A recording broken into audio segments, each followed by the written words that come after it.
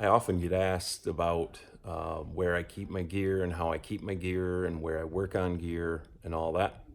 So I did a little bit of cleanup today after some bigger projects made a big mess, and figured I would give a little tour of the Goalie Cave and maybe kind of explain what I do with everything. Okay, so after coming down the stairs to the basement, everything is in this little cove of a area in my basement. Um, and we start, well, got a few things here, just miscellaneous box of fabrics, pieces of jersey material, stuff like extra old pants. These are real small youth ones, things I might be able to scavenge parts off of. These are templates I made for trying to wet stretch jerseys that are a little snug. So basically, you just get the jersey real wet. This piece slides in in the arms. This part goes in the body. They go in real tight. You stretch them open, lay it flat in the sun, and it works. It's not permanent, but I'm still working on that. I've moved beyond that, actually. Sewing machine, just a basic little sewing machine that I use right now. And then garment rack for jerseys. Those top ones are all ones that fit goalie, at least with my older chest protectors. Bottom ones are ones that fit certain chest protectors, like older ones. Box of stuff I picked up for somebody. Miscellaneous foams and pieces and parts. Across the top is miscellaneous pieces of helmets and projects I need to finish, like that one and that one. Those two jerseys I'm going to probably combine into one jersey. It's like a home and away from one team. Then we get into pants. No particular order here except running out of room. Chest protectors, top and bottom. Oldest one's on bottom, and you can see pants are encroaching on chest protectors now. And then again, some more miscellaneous.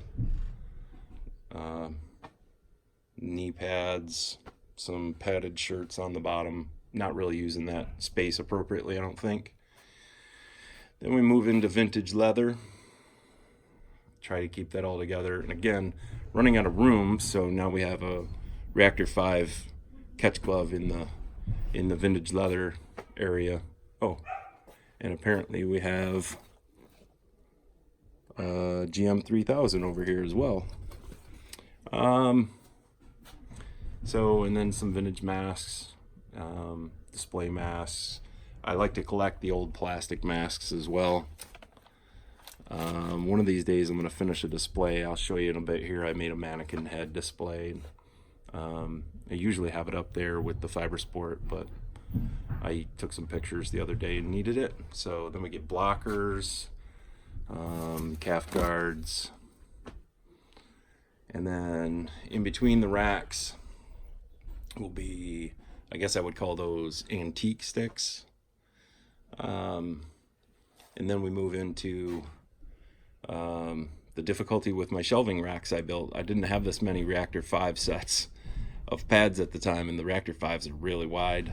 So they really are tight fit to get 4 sets across. But I try to hang gloves that match or are similar or close above, and then matching blockers above. And then every rack has masks and combos across the top.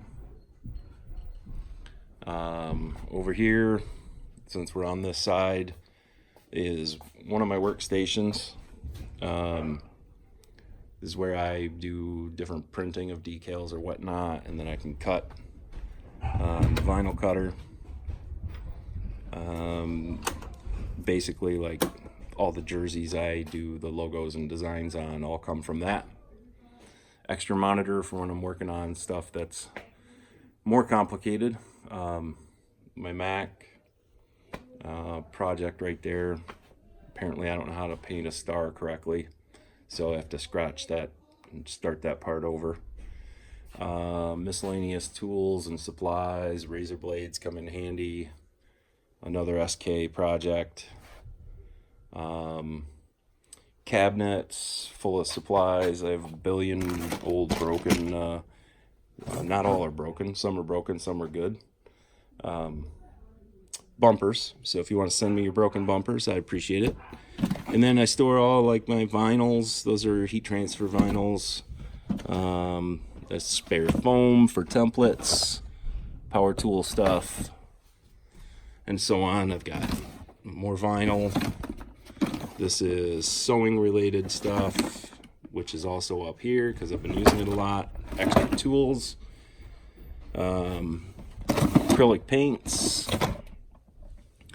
a drawer full of laces and straps and buckles and parts. That one's not used appropriately. Oh look, more foam. Templates, tapes, different kinds of tapes, screw kit. And then after this rack of Reactor 5 stuff, we get into non-Cooper sticks that I still use and rotate through once in a while. Haven't used the Revolution in a while. I have to put that in the rotation again. More Reactor 5s. For some reason I have my Legends gloves all over here. They belong in a different spot. Oh, I know why. We'll get there. These are all Legends blockers all the way to there. These are the 3-pocket Legends. That's a 1-pocket Legend.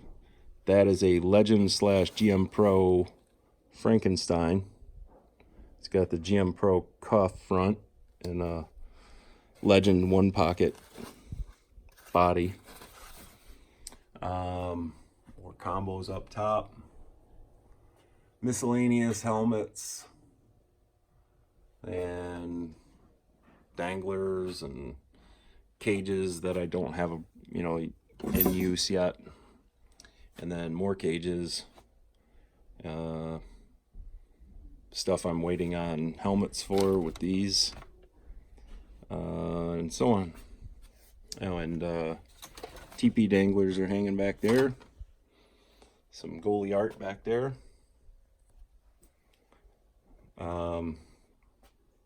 Cinder block concrete walls, I can't really hang that stuff. Got a lot of cool goalie art. Then we get into non-reactor pads and gloves and blockers and more combos. I've run out of top shelf room, so I'm starting to stack on the second shelf. That's causing problems. There's my red leather 95L and green leather 95XL, and then 95 Durasofts, 3000s and 3000s. And then somewhere down here there's another set of 3000s. Then we get into Cooper and Louisville sticks. These are my normal rotation of sticks. I want to point out this one I just picked up. That's a Darcy Wakaluk. And oh, it's not showing up. All the specs are stamped on this one on the handle. It's kind of cool. It is signed, but it's completely faded. It was inscripted to somebody specific, and it's really faded off. So now we're in like GP Pros. The Legends are down here. The gloves should be over here, but apparently I needed room for these other gloves. So I've got GM 3000 GP Pro. That's 3000 and Pro. There's the 3000 blocker that matches that glove. Miscellaneous extra stuff: the Heaton, H4, McKinney, and Vic, and then miscellaneous blockers for when I need them,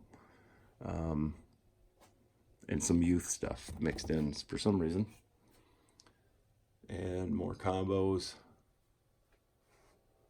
And then this workstation It's my kind of wide open station. That's a roll of 4-pound, 1/2-inch mini cell foam. I use that. Not as happy with the 4-pound. I was using 2-pound mini cell for the combos for SK2000s. The 4-pound I thought was going to be a little better, but it's pretty firm. It's a lot more firm than the 2-pound was, but spec-wise, it seems to make more sense. So I went with that. But once that's used up, I'll go back to 2-pound, I think. Saw for cutting foam when needed. Handy little tool I made here. For some reason, I don't know why I didn't make it a longer handle, but use a grinding tool to grind the edge of this into a razor sharp edge, and that's what I punch my holes in my SK2000 padding with the hammer. Camera's here for this project. Talk about that some other day. That's a tiny little portion of the project I'm working on right now. And then a postal scale, speaker, some cleaning stuff, clamps always easily accessible, some glues, so on. And then we get into overflow. I've run out of rack space, so more Cooper pads. I have a shelf over here full of miscellaneous level and so on, and extra foam and beginning of foam, and another roll of thinner foam. That's 2-pound mini cell.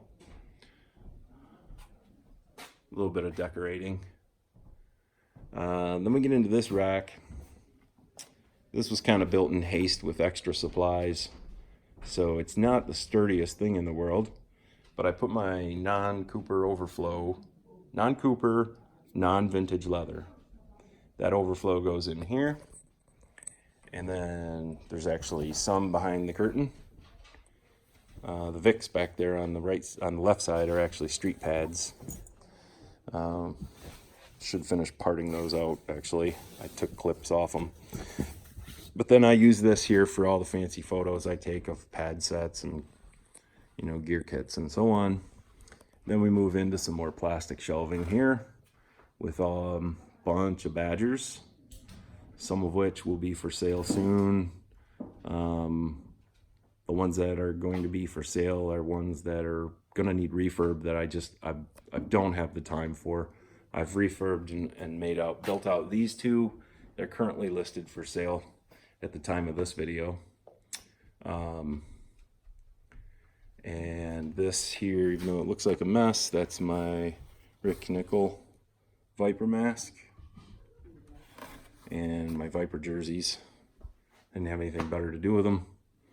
And then we get into a little more overflow, and we've got like the little tiny baby pads, some frames for some posters I still need to hang, and a couple of intermediate sticks I just picked up that are really nice, that'll end up being some kind of an art project or just hang on the wall. I don't normally buy stuff for that, but I got a little giddy and bought those real quick, and didn't even pay attention to the model numbers.